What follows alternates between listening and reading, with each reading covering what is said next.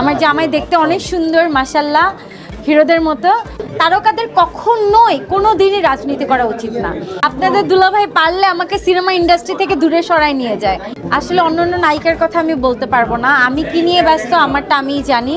So আমার গত বছরও দুটো ছবি রিলিজ হয়েছে ডিপজল ভাইয়ের সাথে, আপনারা দেখেছেন, আপনারা অনেকেই দেখেছেন। ডিপজল ভাইয়ের সাথে আমার দুটো ছবি রিলিজ হয়েছে, অ্যান্ড সাইমন সাদিকের সাথে আমার একটি ছবি রিলিজ হয়েছে শেষবাজি, অ্যান্ড ইউটিউবে আমার অসংখ্য সিনেমা আছে।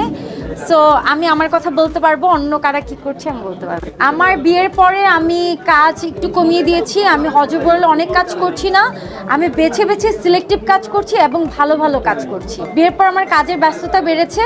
আমি রিসেন্ট একটি অনুদানের ছবি করছি, যেটা আমার এত বছর কেরিয়ারও আমার অনুদানে, সরকারি অনুদানে কোনো ছবি করা হয়নি।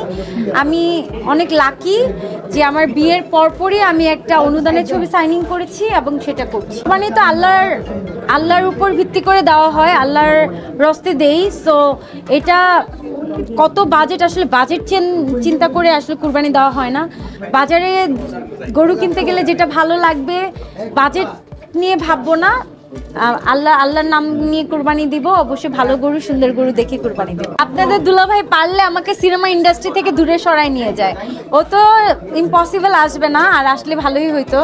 আমার জামাই দেখতে অনেক সুন্দর মাশাআল্লাহ, হিরোদের মতো, কিন্তু ও আসলে কাজ করতে চায়। তারকা মানে তারকা, সেটা যেই দলই আসুক না কেন আপনারা তারকাকে ভালোবাসবেন। তারকাদের কখনোই কোনো দিনই রাজনীতি করা উচিত না।